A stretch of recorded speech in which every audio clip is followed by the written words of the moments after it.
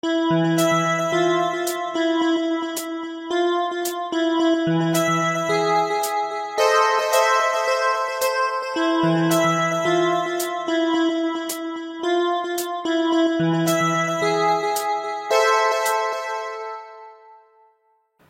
à tous, bienvenue pour ce nouveau billet paranormal.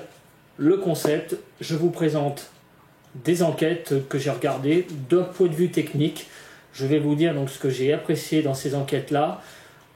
Également de débattre sur certains phénomènes qui ont été exposés lors de ces vidéos, que j'ai relevés, parce qu'il y a des choses vraiment très souvent troublantes. Donc je vous invite également, si vous ne les avez pas regardées, à les regarder et d'en débattre derrière. Donc aujourd'hui, je vais vous parler donc de l'équipe JRM Paranormal de la maison de Marignane, nuit numéro 1. Je vais vous parler aussi en deuxième de cette paranormale, l'enquête paranormale Esprit es-tu là, Ouija, une expérience de dingue, la maison de Robert, qui a été une enquête en live. Et malgré ça, vous verrez, il y a eu des choses très intéressantes dans cette vidéo. Et en troisième, donc l'enquête d'Esprit. Les fantômes de la ferme aux pendus, donc partie numéro 1, puisque depuis que j'ai visionné cette partie numéro 1, il y a eu une partie numéro 2 que je vous présenterai plus tard. Concernant l'équipe JRM Paranormal, il s'agit donc d'un lieu très très insolite, puisqu'il s'agit de la mairie de Marignane. C'est un lieu qui est encore actif, puisque donc ce sont les locaux de la mairie. Donc c'est un lieu où les employés sont témoins de phénomènes paranormaux. Donc c'est quelque chose qui est assez rare, c'est de pouvoir enquêter dans un lieu où il y a encore de la vie, où c'est carrément donc une administration de la République. Alors pourquoi ce lieu est très particulier? Parce qu'il faut quand même savoir que c'est un château en fait qui a été réhabilité en mairie, qui est vraiment très très beau, et c'est l'ancien château de Mirabeau. Mirabeau a séjourné dans ce château donc au XVIIIe siècle, au moment de la Révolution à peu près, quoi. Alors donc c'est un château qui est vraiment très joli, on le voit, puisque Rémi et son équipe nous fait visiter les locaux. Il y a vraiment de très belles pièces, vraiment magnifiquement filmées, et certaines auraient abrité des messes noires. Voilà, donc ça c'est ce que raconte l'histoire. Il y a un meurtre aussi qui aurait été commis à cet endroit, visiblement. Et des témoignages donc assez nombreux d'employés de la mairie qui sont assez troublants. Donc qui montreraient que dans ce lieu, il y a peut-être des phénomènes paranormaux. Comme moyen technique employé, Rémi emploie la Kinect, emploie l'Oursepod, le K2. Alors il y a des passages très troublants dans le dernier tiers de la vidéo, car la mairie est vide, bien évidemment, puisque c'est la nuit. Donc je vous laisserai regarder le dernier tiers, vous verrez. Des voix très étranges dans la Spirit Box. Et c'est d'autant plus bizarre que c'est la dernière Spirit Box qui a été mise en vente par Spirit Shop, qui est une Spirit Box qui est réputée être très bridée. Et vous verrez que les voix entendues sont vraiment très très étranges. Voilà.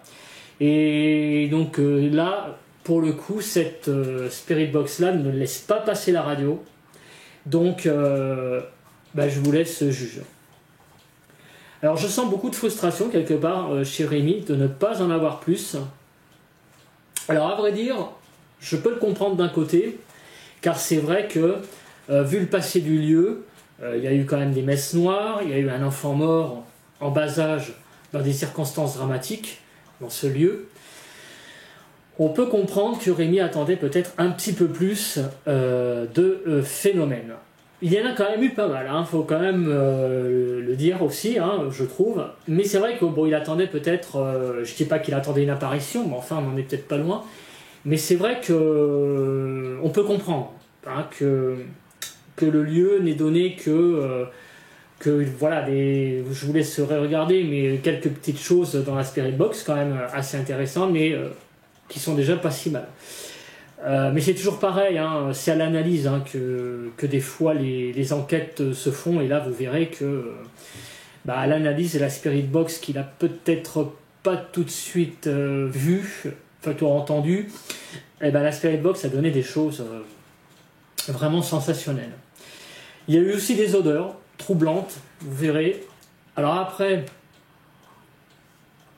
on peut toujours les expliquer, des fois. Effectivement, comme c'est une mairie qui est en pleine ville, on peut se dire que les odeurs résiduelles qui ont été senties viennent du fait qu'on est en pleine ville. Toutefois, quand même, on est à une certaine heure de la nuit.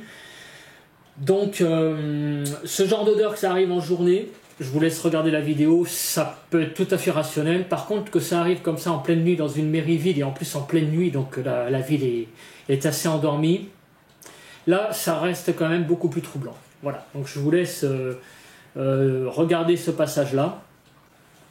Alors, je trouve quand même la conclusion de Rémi un peu sévère, puisqu'il trouve qu'il n'a pas eu assez de choses, mais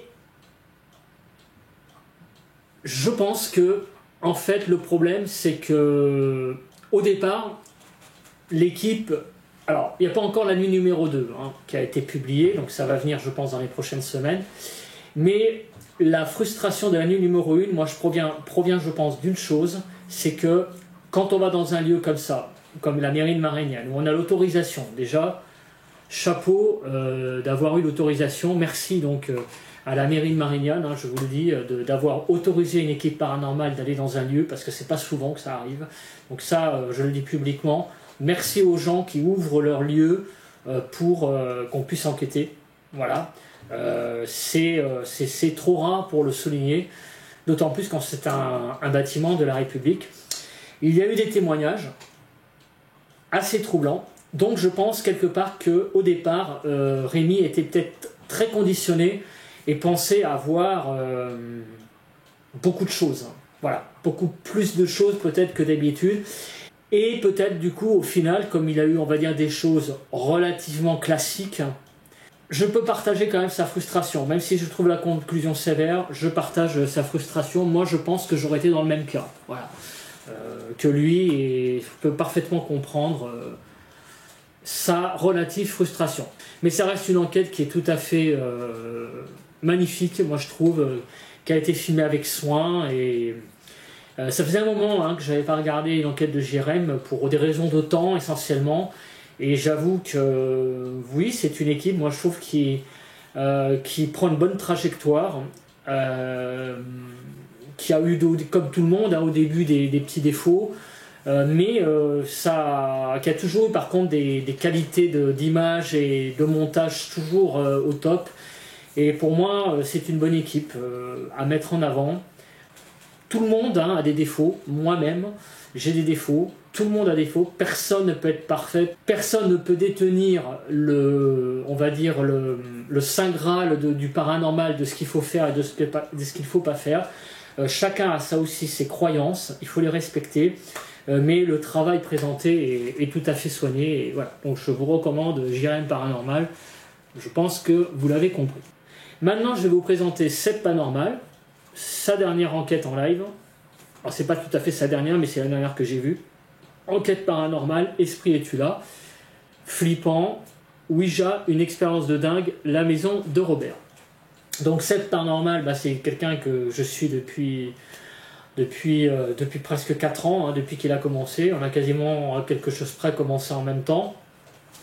On a fait déjà, si je calcule bien, 2 sorties ensemble. Alors quand je dis 2 sorties, ça veut dire 2 séjours, puisque une fois, on a fait 3 enquêtes, je crois, en Belgique, peut-être 4, j'ai oublié, enfin 3 ou 4. 3, je crois, enquêtes en Belgique, avec lui.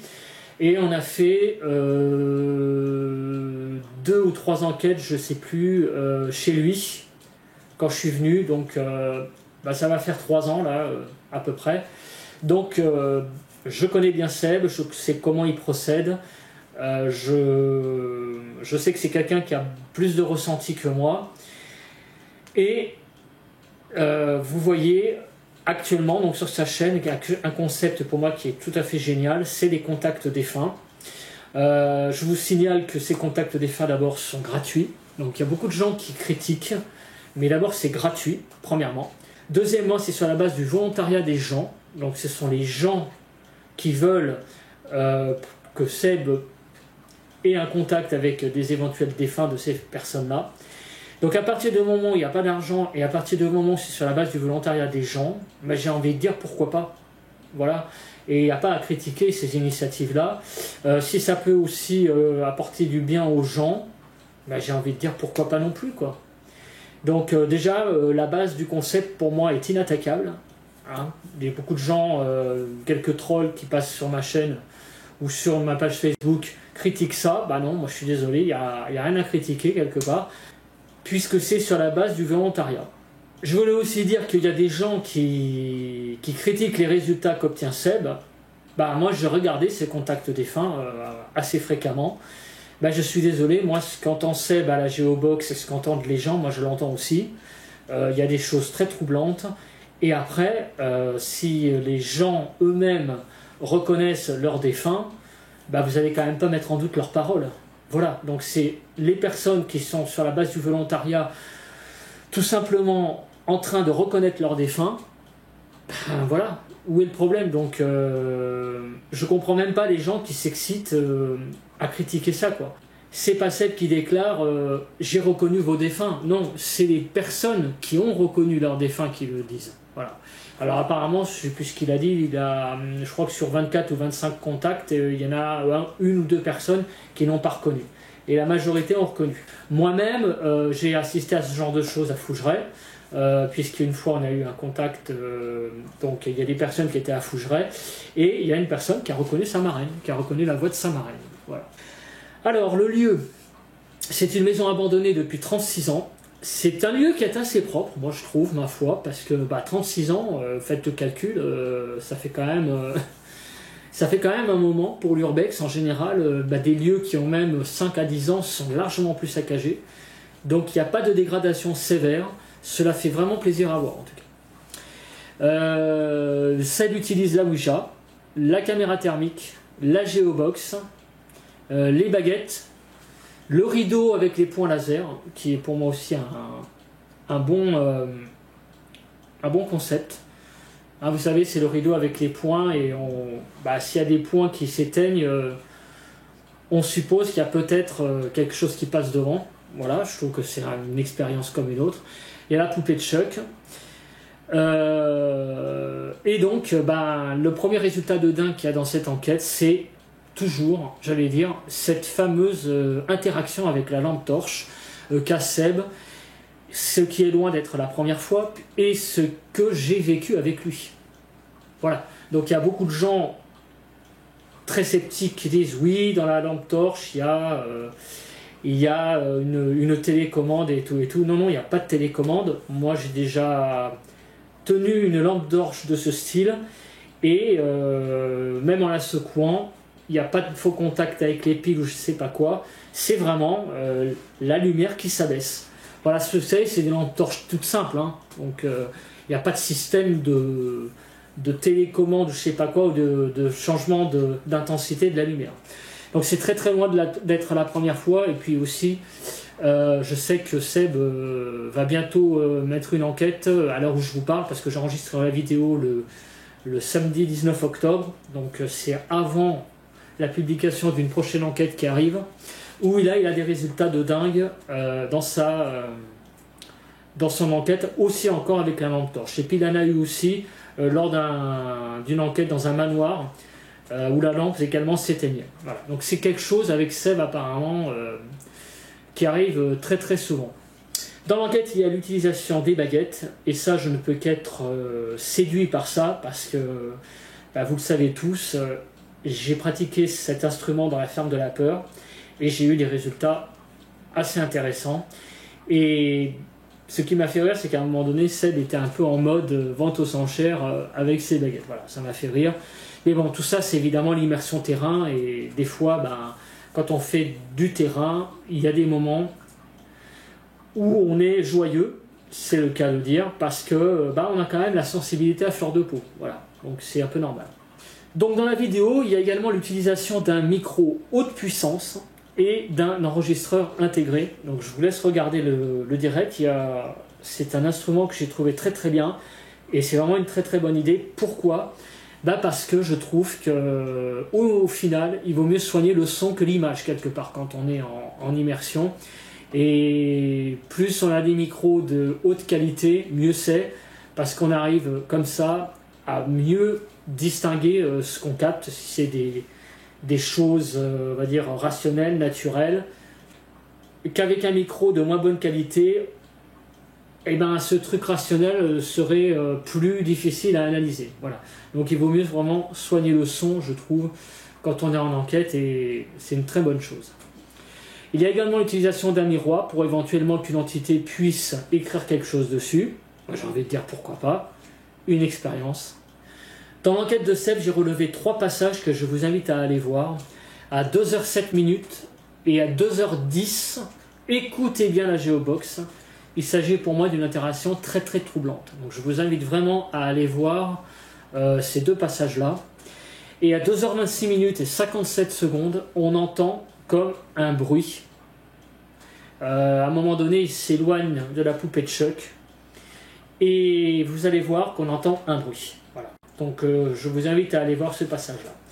Cette enquête en direct, je vous ne le cache pas, je l'ai regardée en plusieurs fois, mais elle vaut vraiment le coup d'être regardée parce que ce lieu est vraiment troublant.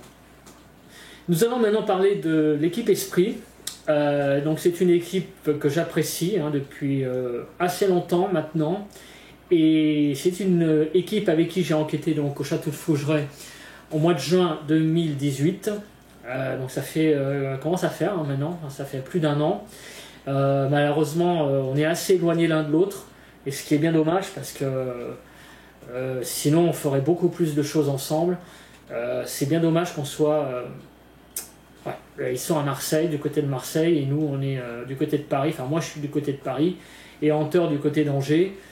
Donc forcément, ça met beaucoup de distance pour faire des choses, mais c'est une équipe que j'apprécie énormément par leur travail, et puis aussi par leur gentillesse, par leur... vraiment, ce sont des très très très belles personnes, et en plus qui font du très bon travail sur YouTube, et puis en tournage aussi, on voit comment ils procèdent. C'est vraiment du très très bon boulot. Voilà, c'est une autre approche d'ailleurs, mais c'est assez intéressant. Franchement, c'est plus spirit que ce que je fais. Quoique, de plus en plus, je dois dire que j'introduis quand même de plus en plus des choses spirit dans mes enquêtes. Et j'avoue que, oui, l'enquête de Fougeray qu'on a fait ensemble, j'ai beaucoup appris avec eux, leur façon de faire, et je trouve que c'est une très très bonne expérience que j'ai eue avec eux à Fougeray.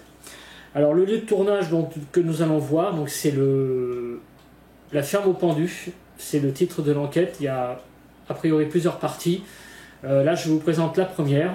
Il y en a une deuxième qui a été publiée il n'y a pas très longtemps, que j'ai commencé à regarder, mais que je n'ai pas encore terminé.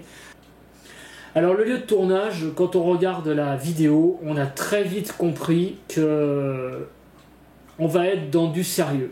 Parce que je sais pas, moi j'ai regardé, je sais pas ce que vous en pensez, les premières images, et cette habitation, on sent tout de suite qu'il y a quelque chose. C'était un endroit vraiment, comme on dit en termes immobiliers, de caractère, mais vraiment de très fort caractère quand même. On sent qu'il y a de la charge dans ces pierres-là.